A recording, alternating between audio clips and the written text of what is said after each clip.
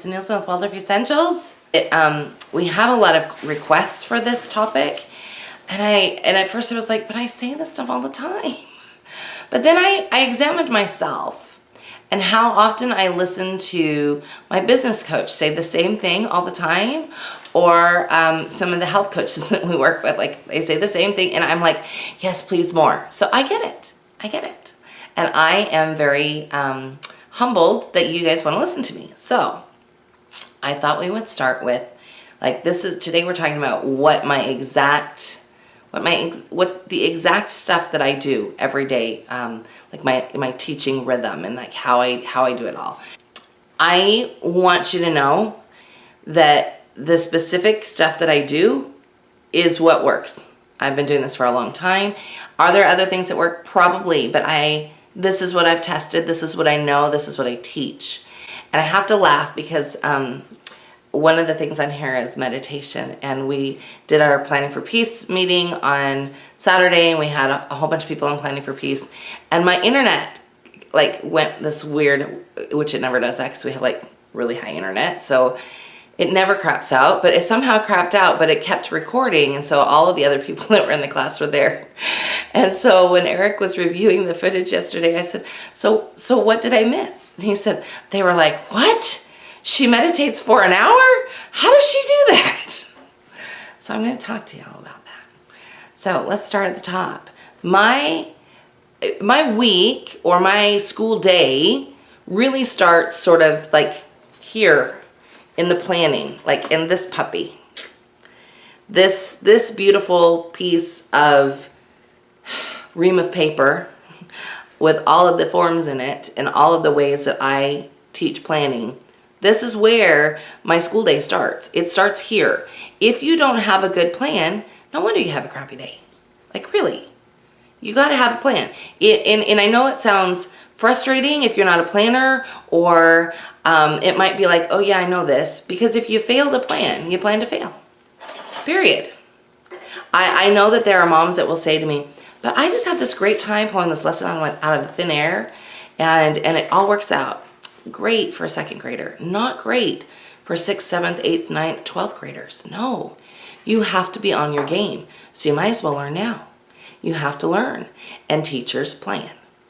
So having a plan is the first step to success. That's like before I even get up in the morning. I have a plan in place. With that, I also know what we're eating. So menu planning in place. I also go to bed like I'm supposed to. And sometimes, yeah, I want to stay up late, of course.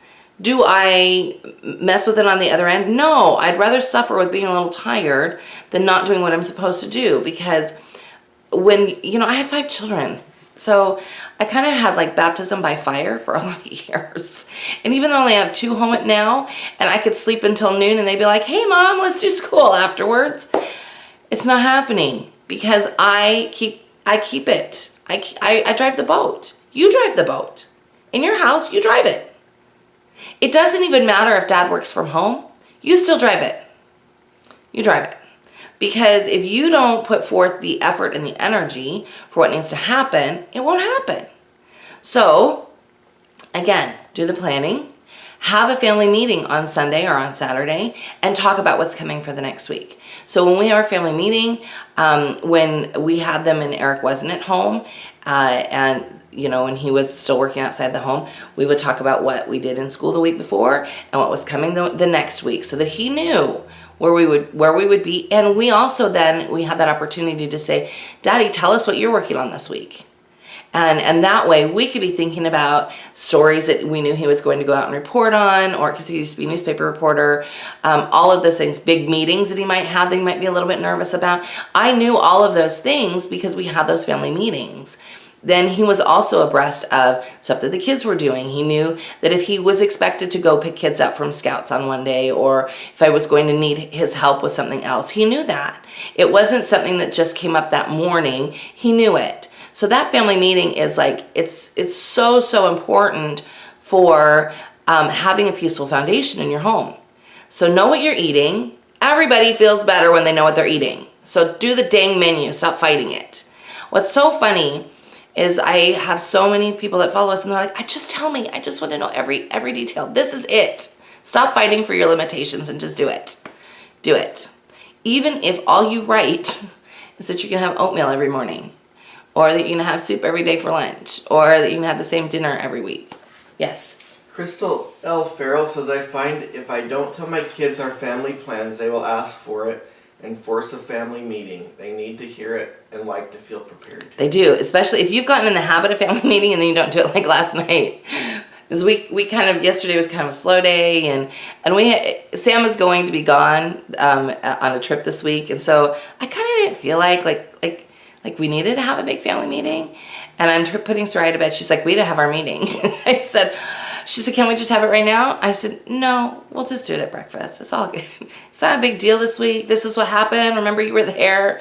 So they will keep you honest. When you are in the habit of doing it, they will absolutely keep you honest about what needs to happen. So have the family meeting.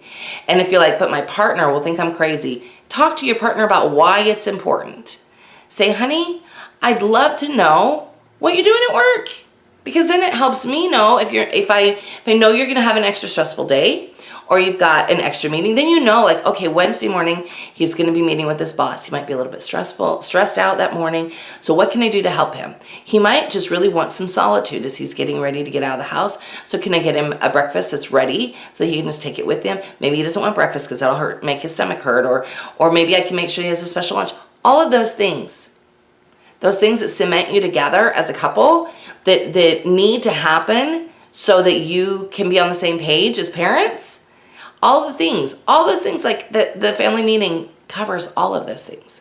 So there's, I've had blueprints for family meetings before, and I think there's one in the new Planning for Peace Journal. Don't overthink it though. Sit down, talk about what happened last week, talk about what's happening this week, have your calendar out. When we sit down to have our family meeting, I have a printed calendar that goes on the fridge so that everybody can see it. So at the family meeting, everybody gets their phones out and we look at what we've got on our calendar. Eric and I have the same phone calendar synced. So anything he puts in the calendar, I get, and anything I put in the calendar, he gets. So we can't double book anything, which is golden. We've been in the other route and it sucks. So everybody's responsible for putting something on the calendar. And so that way when we sit down, Sam can say, and this is why Sunday is so helpful for us, because we've already been to church. Sam's been to Sunday school. He knows, he talked to his leaders. He knows what he's doing Wednesday at their Wednesday meeting. So we can write it all down, and it's all there. I try to always do the week that's coming, and anything extra that I know that's coming over the next 2 weeks. Like if we're going on a trip or somebody's coming into town, I'll say, remember, a week from Tuesday, Grandma comes, or whatever that is. That way, it's on their mind. They know, and it's not a surprise the next week when we have our meeting. It's coming. So that is super important. Family meeting, super important. Just that one thing will change your life. Add menu on top of it, and everybody knows what they're eating, and they'll be so happy that they'll have to ask you. I have a couple comments. Amy Wilson Robertson says, I love having input on dinner so I don't have to think of everything, and so I know what groceries we need to pick up. And they'll eat it because they helped you make the menu. And Natisha Allen Loving says, we haven't had one in forever, and I feel like I'm answering the same questions daily. We're going to start back even with it on my fridge, they still ask. Well, this is what I do. Don't use too many words. I just point. Then they'll go look at it.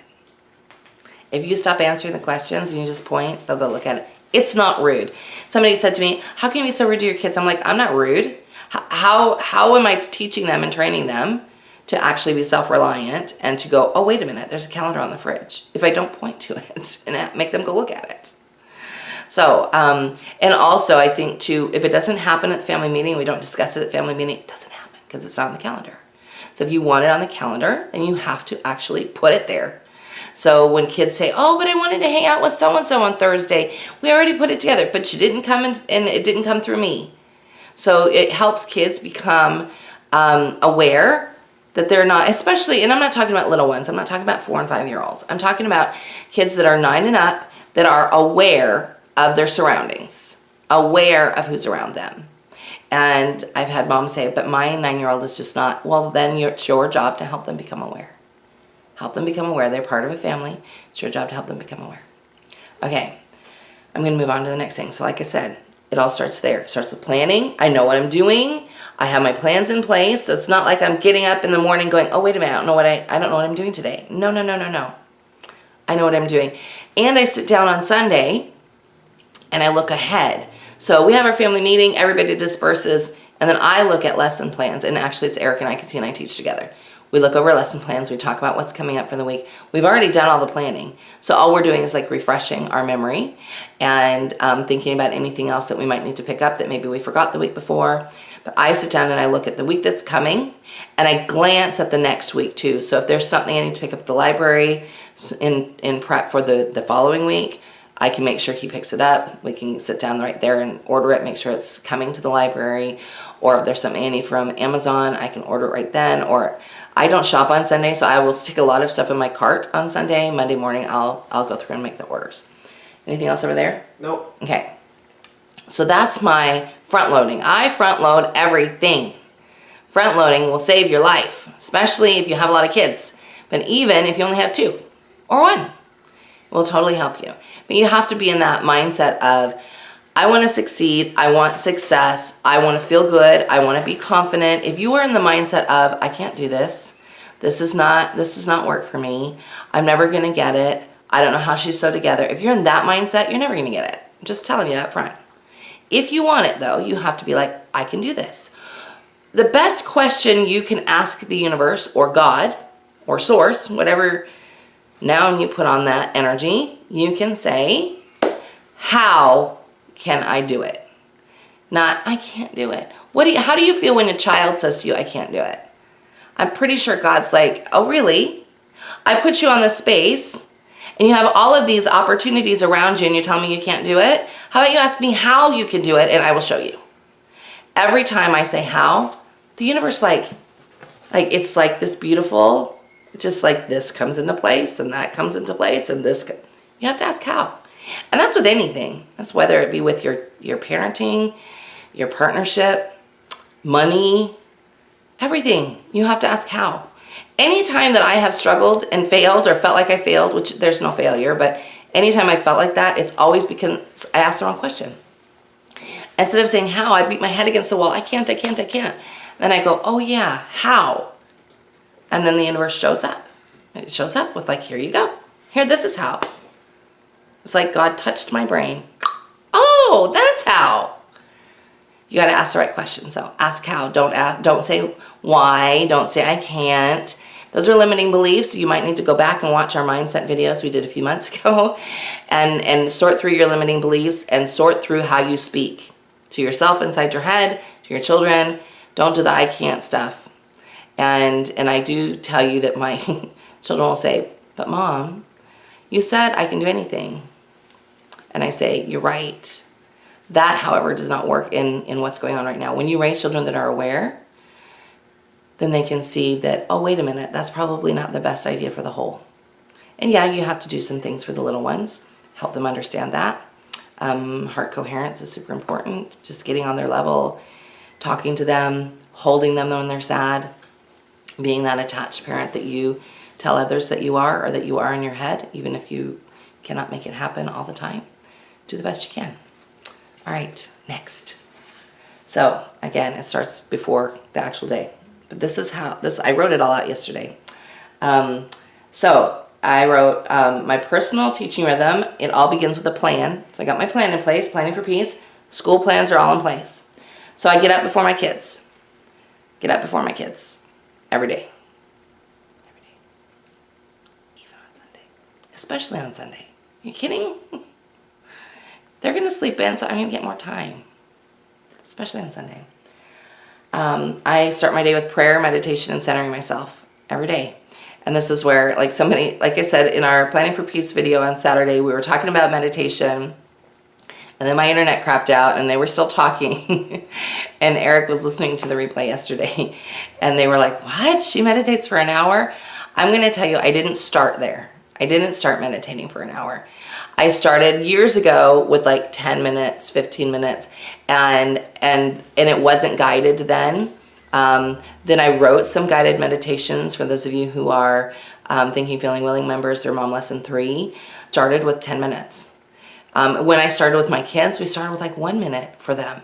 Because I do personal meditation. Eric also prays and meditates on his own. Then we come together and do family meditation. I meditate in the morning before bed and in the middle of the day with my family, or in the early part of the day with my family. So how does that look? In the morning, I like I said, I used to just do 20 minutes, 15, 20 minutes. Then I was doing like 30. For the last week, I've been doing an hour in the morning. I could seriously go longer. The time flies by. If you've got the right meditation and you're working through those things, you could sit there for hours. But you know what? You always have somebody that'll be like, hey, Mom, your meditation's over. Oh, yes, thank you. At nighttime, I try to stack my bedtime so that I'm going to bed so that I have 30 minutes to an hour at night as well, so that I can ramp down. The nights that I do it properly, I sleep deep and hard and long. And I wake up refreshed, even if I only had 6 hours. So I will say, before my stroke, I was able to rock like 3:30 in the morning all the time, regularly, even with the newborn. Somebody messaged me yesterday, how are you doing this with the newborn?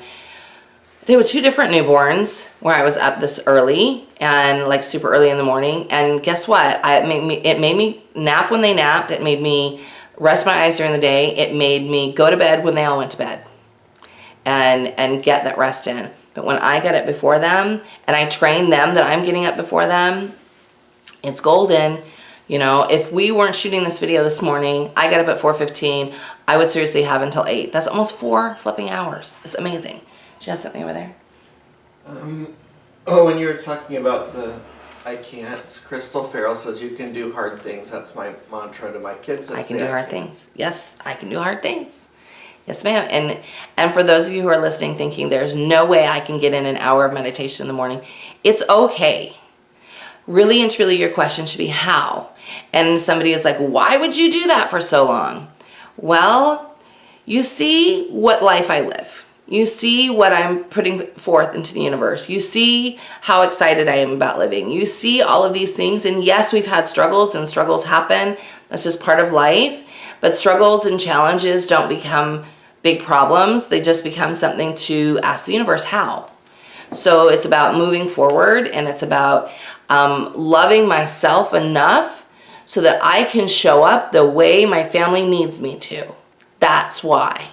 It's also about me believing, like having an intrinsic belief that my body can heal itself, my body can take care of itself, and I have to allow that to happen. And part of that is like getting out of the brain and stop letting the body be like completely in charge all the time, and let my spirit self be in charge. The longer you do that, the longer you'll have. I know that sounds counterintuitive. The more you do it, the more time you'll have, the more the universe around you will respond. But you can't get frustrated if you have days when you can't get all of that in. You just have to accept and just walk on and find other opportunities to do that. You have to be willing. You have to be willing. So prayer, meditation, centering, yes. And prayer and meditation are separate things for me. I've taught this for a long time if you followed us.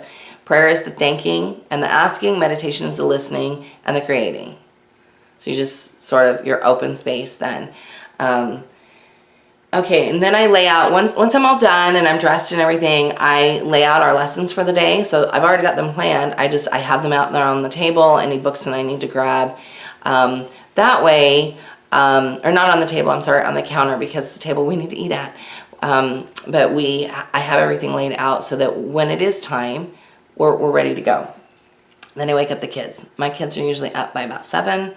Of course, I have 5 children, and I've had kids that wanted to sleep till 10, kids that were up at 6, all over the place. Our day right now starts at 7. It used to start at 8, but we've got more stuff to do, so it starts at 7. Marie Paul Hall says, I have my plan and I'm ready to teach, but the kids still want to go. I need help getting them to desire to do handwork again. Oh, well, okay, so remember you drive the boat, Marie. With regards to handwork, I let them pick their handwork, so then they're responsible for it. So we go through together and they decide what they're doing. Like right now, Samuel, I was going through Ravelry one day, and I found this shawl that has, because he loves Doctor Who. I found this shawl that had like the TARDIS on it.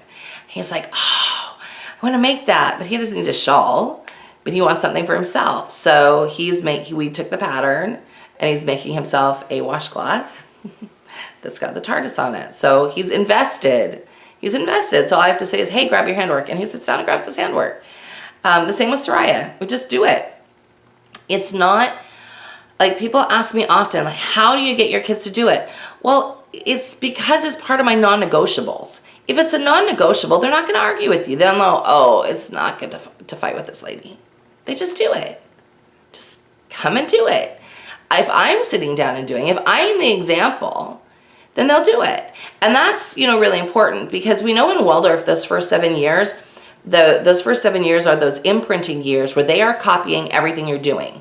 So you really have to be careful about what you're doing, what you're saying, the words that are coming out of your mouth, whether it be, things that you're thinking about yourself or saying about others, all of those things. That's why kids embarrass us often, because they'll repeat something that we didn't want them to repeat.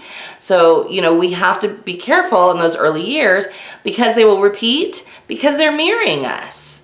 And that's not just stuff that Steiner said. Now we know that in science to be true, that those first 7 years are imprinting years. And those first 7 years are years when they're kind of living in almost out of their subconscious. They're not fully present. So they're living in a different place, and they are copying everything we do.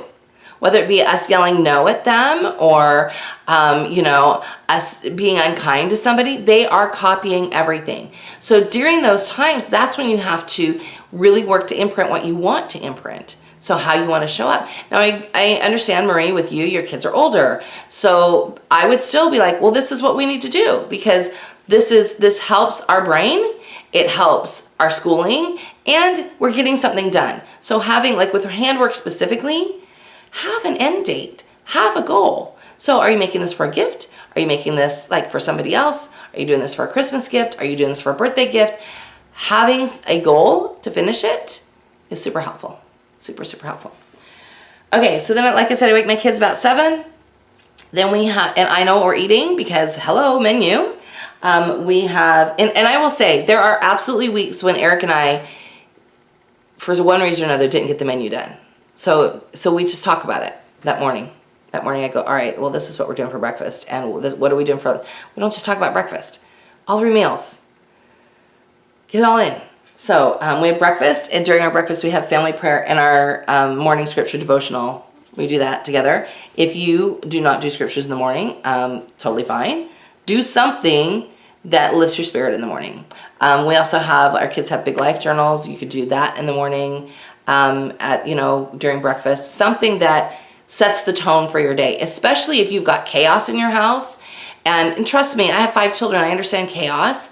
But when you do something that sets the tone for the day, they listen. They listen. It might take a few times of them being like super silly and not wanting to listen. But guess what? You keep doing it and you don't give up, and you just say, hey, we're not going to have that behavior here. You can sit here, or you can go wait on breakfast in your room. Guess what? They come along. You have to be confident in what you're asking them to do. And if you're wondering what I mean by that, like, I want you to think about the last time somebody asked you to do something and you knew they were not serious. You're like, I don't have to do that. They're not serious. But if you come to this place in confidence and love. For instance, the other day, Samuel asked me something. I forget what it was. He sent me a text because we were not home. And they have a phone here for texting when we're not home. So he sends me a text. And I said something about, no, you can't do that. And that's not happening right now. And he sends me the text back because it's really hard to discern tone in text. He's like, I'm sorry, Mom. I said, oh, no, honey, I love you. It was not about me being angry. I said, I'm loving you. And I'm also really firm in my answer. So I just need you to know that I'm firm in my answer. He's 13. He can handle it. Thank you, Mom. I love you too. That was it. Because he knew I was firm in my answer. They have to know you're firm in your answer. And honestly, I'm telling you, it has less to do with me being a choleric and more to do with me being confident in my parenting. Be confident in your parenting. If you're a positive parent and you are an attached parent and you are like rock solid confident in how you are approaching your children, it will work out for you. If you are not, it will not work out for you. So you've got to know sort of like how you're showing up. Okay, so then after that, we do our family meditation. That takes about 15 minutes. Soraya loves it when we only do a 5-minute meditation, but she'll absolutely sit through a 15-minute one. And during that meditation, I always front load that too with, in this meditation, why don't we dedicate this meditation to, like right now we're looking for a bigger house space. So we are talking before our meditation about what we're going to think about. And something that super lights both of my children up is designing their room in their head. And so their new room. And so that's what they spend their meditation on. And honestly, they could go longer too. The other day, Soraya was like, I think I want to try your long meditation. I said, all right, let's just see how it goes. So we're going to try that today. So family meditation, then we go on a walk. We go on a walk like every day. And that's our habit, and I understand that there are people that are going to say to me, okay, by 9 o'clock, it's 100 degrees here. So you might have to, switch that around, but you want to do something active in the morning. Yes. Amy Wilson Robertson says, is there an adult journal you'd recommend? My kids are too little for the big life ones, I think. And I'm the terrible journal writer, but I'd love to try. So there's a big life journal for teenagers. There's one for teenagers and there's one for little kids. The teenage one I think is pretty good. Samuel's 13. And I actually, I was reading through it, I would have given it to my 16, 17-year-old when she still lived at home. That's now an adult, but I would have absolutely given it to her. I don't do journal prompts, but I know a lot of people do, and a lot of people really like them. There's so many journals out there, Amy, I would suggest asking on the Thinking, Feeling, Willing support group and seeing if there's something that somebody else really likes, because there's a lot of women on there that I know journal. For myself, I don't use prompts like that. I will often reflect on maybe something I read in scripture, something that I'm working on, just for myself, and that's where my journaling often comes from. Becca Barrett says, rebounding is something we do inside when it's too cold. It's awesome. Yes. You have to do something to get your body moving though. I am of the firm belief that little children, they're like static electricity magnets. So when they get up in the morning, they kind of like when you pull socks apart that have been in the dryer, there's all this static electricity. That's how children are. So you got to shake it all off in the morning, just get it all going and moving. And then we come back and we start our school day. So with that, we usually start with a gathering. If I'm teaching, Dad comes downstairs to work. If he's teaching, then it's vice versa. But we start with the gathering, and we don't do circle anymore because my kids are bigger. So, but when we did, the gathering was a circle. I might gather first with my older children and sort of get them going and invite them if they want to join circle. They're welcome to. What's funny is the children that resist circle when they're 9, 10, 11, and 12 will absolutely come to circle when they're 15, 16, 17. So wait a minute, I'm getting out of doing something else, so I'm absolutely going to circle. So, decide what you're doing for your gathering time. If you're one of our members, there's plenty of gathering activity ideas in the Mom Lesson on Circle Time. If you are a kindergarten member, you've got access to Circle Time Creation. There's some information there. But, don't overthink gathering. Don't overthink it. So we gather together and we might have an intention for the day, say a verse, and then we get started on what we're doing. So older kids gathering, we will practice music. We will often do handwork, unless we're doing handwork later on. Let's see, we might do some beanbag work, some copper rod work, something to sort of get everybody together. And my kids are the ages now that even though there's 5 years between Sam and Soraya, we can all do copper rod work together, and she can step out if we have to do something more complicated and then step back in. So, but you got to plan it. You got to know what you're doing. What's nice about the Music Unfolds curriculum is there are songs that Soraya is singing and just learning to play on the flute that Sam can play really well. So he can use one of those as a practice song that she's learning and then have his own song as well. So we can be gathered together for a lot of that. And then there's some stuff that he has to do on his own. So, and then after that gathering, we start main lesson. Let's see, over here I've got a question. Crunchy Yoga Mama says copper rod work. So if you look it up, it's a Waldorf term. So it's it's working with copper rods. Yes. Marie Paul Hall asked about handwork. She says, cool, I did make goals for them, and we are doing some Christmas presents now. They're simpler projects to get them started back to work up to sewing projects for Halloween. I started knitting again, and little Russell saw it and was like, wow, so I'm now moved and leading the way back. It has been a long road of packed up house to where we are now. So have you found that handwork is better when they have more energy or not? I like to do handwork first thing in the day, like it's in our gathering usually. The reason why, I really believe that it moves the brain. So, you have the walk that moves the brain, because that's part of what the walk does. The walk gets the brain going. But then handwork is like you're quiet, and it's I really think it's this like heart coherent space right here between the heart and the brain. And it gets the brain working even more, because they really have to focus on handwork. And then they're in a focused space. They're ready for a main lesson. So I really like to do handwork in that space before main lesson. It's super, super helpful to us. I did not discover that space in time until Samuel was in first grade. I wish I knew it with my big kids. But, we always did handwork with my big kids, but it often happened in the afternoon, or I was struggling trying to figure out a time. But, with Sam, we started doing it before his main lesson, and what I noticed was that his reading was better.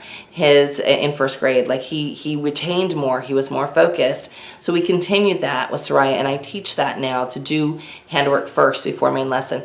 And it doesn't tend to matter what grade they're in, because they have to focus, because you can't, unless you are a master knitter, which for me, I will pause and say, I cannot use knitting, like a straight knitting project, for relaxation anymore. It has to be something that is a little more complex, so that I have to focus on that. Otherwise, whatever is going on in my head is still going on in my head, because I can knit and purl like nobody's business, and it doesn't matter to me. I can still do it. I can knit in the dark, and I can, all of those things. But if it's something that I have to focus on, that sort of brings that space, because what we want is for the thoughts. We want the brain to be working, but we want all those incessant thoughts that just keep coming from the subconscious to, that are trying to move things. That's not where the movement comes from. The movement comes from being very deliberate and very, really working on getting that space of almost your spirit self coming forward. And that's what's working. So you can sort of suppress some of the things that you're not good enough, you didn't do a good job, all of that garbage that the subconscious wants to protect you with. So really and truly, if you're wondering what in the heck I'm talking about, go back and watch our videos on mindset, because we talked about that. Or there's some great work. We really like the work of Dr. Joe Dispenza. That he's really good with regards to meditation and getting your head and your heart in a good place. Deepak Chopra, both of them really good meditation wise. But anyways, we do handwork before we do main lesson. So then after our gathering, we would do our main lesson. If you have several children, then you probably want to dial into our how I work with several children, because all of my kids get their own main lesson every day. So that means, again, I have to plan. So we are currently doing 3 main lessons a week. Then we have one day that we're at a co-op, and then one day that they're out with Dad, where they're usually at a museum or at the library or doing something else that's very much so school related. So, but 3 main lessons a week for sure. And that only comes from me having it planned out. And if you're thinking to yourself, I don't know how I'm going to teach all these kids, then maybe it's a good idea to step back and go, maybe if I did 3 main lessons a week rather than 5, I could breathe out a little bit. And then stack those other days with, like I said, the library, museum, a co-op, something, so that you feel like you're getting all your days in. The other thing I do is I talk about this a lot, I take every 10th day off, and we go play. There's not school stuff. And generally, if they're like, oh, should I take a book with us to read in the car? Because if we're on our way to Disneyland, I know they're going to be in the car for 90 minutes. I let them take a playbook, something that they're having fun with, rather than it having to be a school thing. I want them to feel the breathing out as well.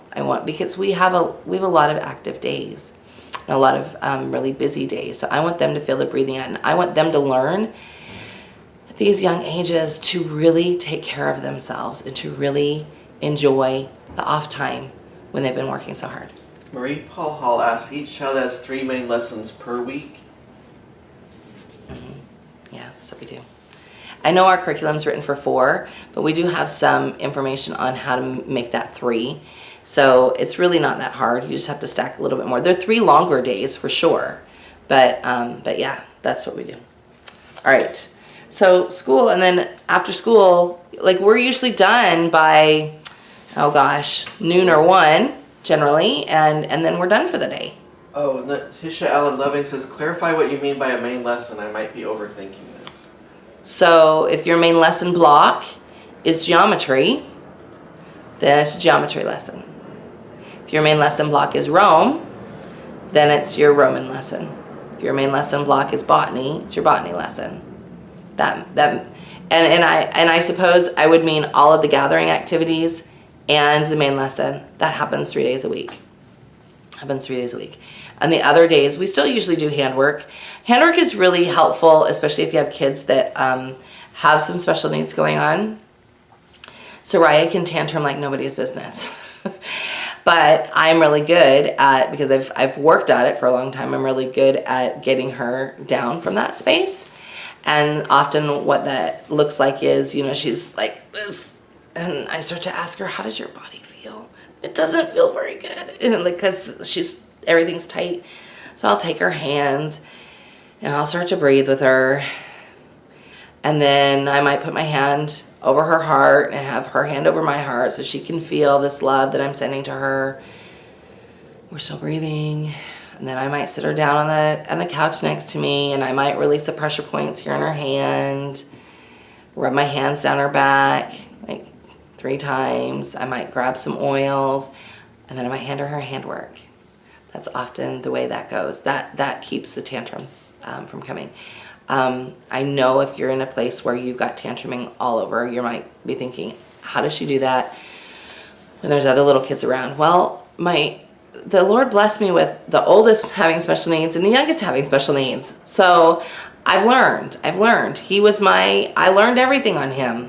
And while we do things somewhat different, all of that came from those years of me having to do it. You know, I remember I used to carry Rescue Remedy in my pocket all the time. And it would be like, for me, my gosh, can I please get through the day? And then, you know, often for him. So we used a lot of Rescue Remedy, and now we use a lot more essential oils. I like the essential oils because they can hand a rollerball to a child that they can carry in their pocket, and they can use it whenever they need to. One thing I thought to add about the 3 main lessons a week is that doesn't count that there's 1 day a week that's co-op. Right, exactly. And you're at co-op. And our co-op is, we do main lessons at our co-op. Not the same main lessons we're doing at home. We have different topics that we cover in co-op, but we're at co-op for 4 hours. Yes, I think that's probably worth saying. So I skimmed over that a little bit, but yeah, we do, at our co-op, it's not just play. It's not a play date. So it used to be, and then when we just did that in the first 2 years, in the first year that we had our co-op, I came home and I still did some more schoolwork. But now that it's like a full, like at our co-op, we are blessed with a music teacher, and so I don't have to teach music. Miss Val teaches music. Val, if you're listening, I love you. We have a music teacher, we have a movement teacher, and a handwork teacher. That's me. It used to be Miss Jenna, now it's me. We have a painting, drawing, and modeling teacher. It used to be me. I don't know who it's going to be next. And so we are for 4 hours. We start at 10, and we're usually done by 2. They're there doing main lessons there. They're there doing all of those other enrichment activities there. So they have that 4th day, and then when they go with Eric, I mean, you can say what you do. They're usually at a... Well, you do all sorts of things. Yeah, usually at the library or at a museum or... A lot of library trips. My children like the library a lot. And they like the library because I only let them check out 4 books at a time. And then they have to take books back in order to get more books. And the reason why I do only 4 books at a time is because I'm tired of having library fees. Thankfully, like the city of San Diego just did this thing where there's no fees now, right? Yeah, because they spent $1 million trying to collect $750,000, and so... That I call city efficiency, now that they've recognized it and said, oh, maybe we shouldn't do that. So now there's just a point where you have to pay for the book and you don't get the checkbook out instead of enforcing fees. Right. That's great. It's great, but we still only do 4 a time. So they have to think about what they want to take back. And so they want to go to the library every week because they've got stuff to take back so they can get something else. I do not fall into that limit, just saying. If there's stuff I need for school, I'm absolutely going to get 16 books if I need to. Okay, so Crunchy Yoga Mommy says, is your co-op set up for mixed ages? Do all ages do the same handwork? No. So our co-op has about 40 kids in it. And we split up into 4 groups. So we have 4 groups or 5 groups? 5 groups now. It's 5 groups now because we have so many big kids. We have our toadstools that are 0 to 4. We have our acorns that are 5 and 6, so kindergarten. We have our saplings that are 7 and 8. We have our oaks that are 9 and 10. And we have our aspens that are 11 and up right now. I can foresee needing to have more groups later because our kids are growing. So we have about 8 kids in each one or so. Yeah, about that. And we have 2 mamas about to have babies. And I feel like there's somebody else out there that just hasn't told us they're pregnant or they're thinking about having a baby or something. There's like, what happens when you get a lot of women together that are like heart-centered and understanding and they feel everybody is all of a sudden you start to feel everybody's energy. So I feel like somebody in our co-op is either trying to be pregnant or pregnant and they haven't told us. So if you're listening and that's you, we know. So anyways, no, that's what I do every day. There's no secrets to this. This is the stuff I've always taught. This is how I do it. I'm ready to teach. That's the number one thing. Be ready to teach. Make sure your lessons are planned out. Having planned lessons saves your bacon. And if you have kids that are fighting you, look at your lesson plans. If you are not planned out, they know it. These are the questions. They may not be consciously asking them, but these are the questions they're asking in their head. Why does she expect me to show up if she doesn't show up? Like seriously. You cannot expect from them what you are not willing to give. So you have to be willing to give what you're asking for. If you are asking that they show up at lessons, then you better show up. You better show up. Otherwise, and I have been there, it's park day. We're just gonna bug off and go to the park because I would rather go to the park and have a day to breathe out and regroup and get myself together than not. Now, I don't have nearly as many of those as I did, when my big kids were little. When my big kids were little, when Harry was in 2nd grade, I was going through a divorce. And I had a lot of days where I just felt like I couldn't pull it out of myself. Thank goodness they were little. So we spent a lot of days at the park. We spent a lot of days where I packed up drawing. We still did something. It might be drawing or painting. I would pack up our drawing and pack up the crayons, especially the block crayons are great for taking to the park. And we'd do tree rubbings or leaf rubbings, climb trees, be in nature. And we might take books to read there. So I just would rather bug off than teach a main lesson that I'm not present for. Because they know it and they feel it. And I feel like I love them more than that. I love them more than giving them, a half-assed education.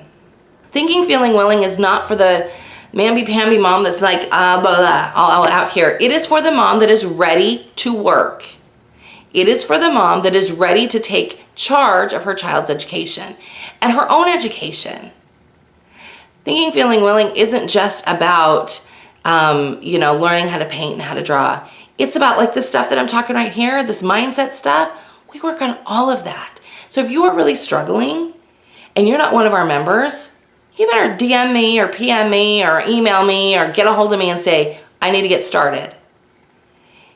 Money is not an excuse. You've got to find a way. You find a way to feed your kids well, like physically, find a way to feed their brains well. Find a way to feed your brain well. You can do this. This is a huge undertaking that you cannot take lightly. You have stewardship over these children. So make sure that the way you show up every single day is the way you want to and the way you're doing it in your head, because I'm telling you what, the brain lies. the brain lies. 50% of what you tell yourself didn't actually happen. So if you've got this ideal of how you're showing up, you better check yourself and make sure that that's really how you're showing up.